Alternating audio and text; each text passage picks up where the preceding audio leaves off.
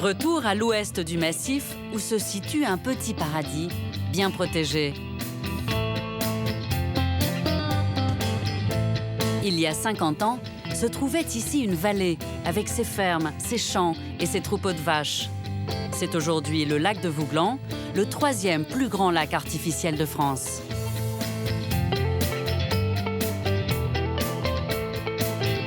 Mais c'est aussi un sanctuaire.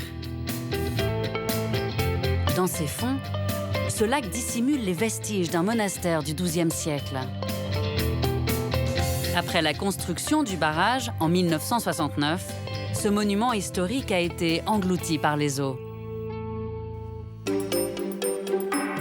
Construit au Moyen Âge, ce monastère est l'un des plus anciens de l'ordre des Chartreux. À la Révolution française, les moines sont chassés, il est alors vendu à des particuliers. En 1968, la construction du barrage oblige les derniers propriétaires à abandonner la Chartreuse. Elle est alors noyée à plus de 60 mètres de fond.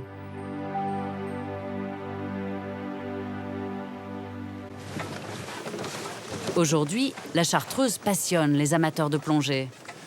Je vous passe mon matériel. Spécialiste des plongées extrêmes, Gérald Neigeon va la faire découvrir à Thierry Hustin.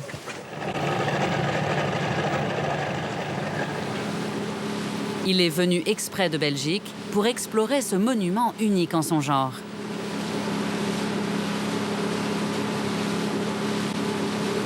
Et depuis 18 ans, pour Gérald, cette Chartreuse est devenue une vraie passion.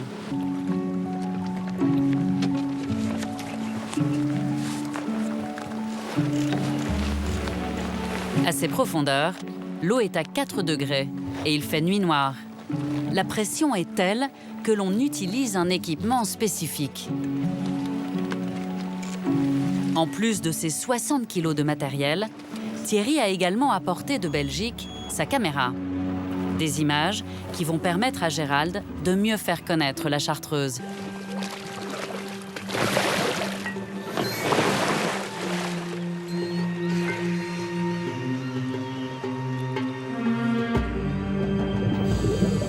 À une telle profondeur, les temps de plongée sont limités. Thierry et Gérald n'ont que 13 minutes pour filmer les vestiges de la Chartreuse.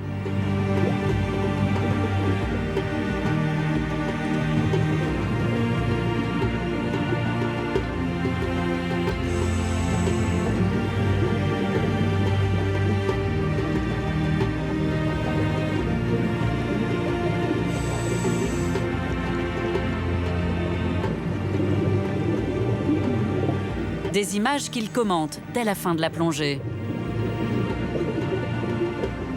Là, c'est l'entrée du couloir au rez-de-chaussée. C'est vraiment le premier couloir au rez-de-chaussée. Voilà, avec toutes les fenêtres sur le côté. Voilà, là on les voit bien là maintenant.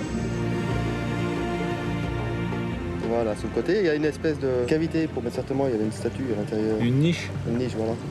Voilà, là je passe par la fenêtre pour ressortir. Oui.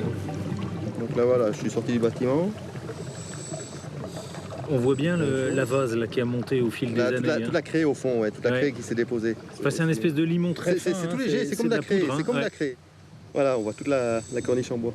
Tu te rends compte, ça fait plus de 40 ans que le bois est sous l'eau et il est encore intact. Et là, on rentre dans la pièce où il y a le piano. Tu le vois d'ailleurs, là. Voilà. Ah oui, on le voit bien. Voilà. Ah oui. Voilà. Piano de cuisine. La découverte se poursuit derrière ces arbres. Gérald réserve une surprise à Thierry. Alors? Ah oui. Alors? Une partie de la Chartreuse sauvée des eaux. En 1969, avant l'immersion, les pouvoirs publics ont accepté d'épargner une partie de la Chartreuse. Ces pavillons d'entrée ont alors été démontés et reconstruits pierre à pierre, à quelques pas du lac. Cette construction est une clé essentielle pour imaginer l'allure du monastère au Moyen Âge.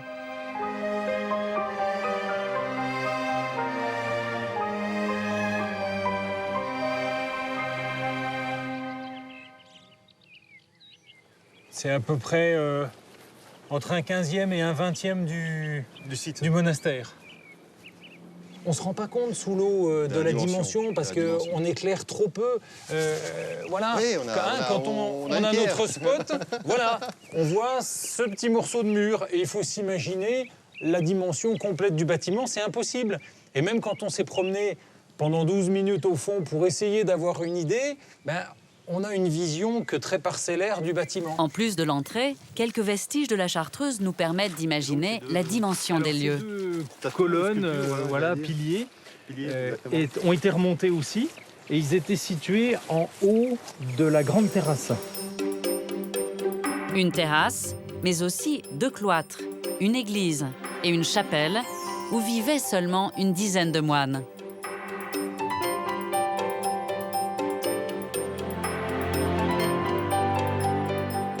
Il y a des vestiges là qui sont intéressants aussi.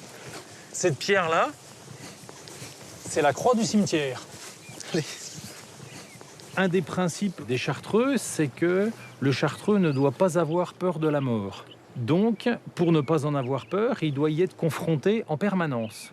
Donc, les cellules des Chartreux étaient disposées autour du cimetière, ce qui faisait que chaque fois qu'il sortait, il tombait nez à nez avec le cimetière.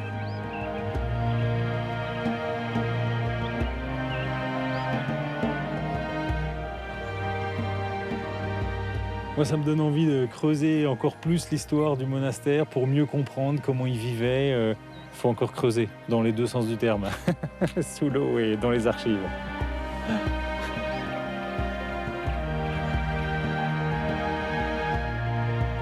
Sur les rives du lac de Vouglan, la Chartreuse n'a pas encore révélé tous ses secrets.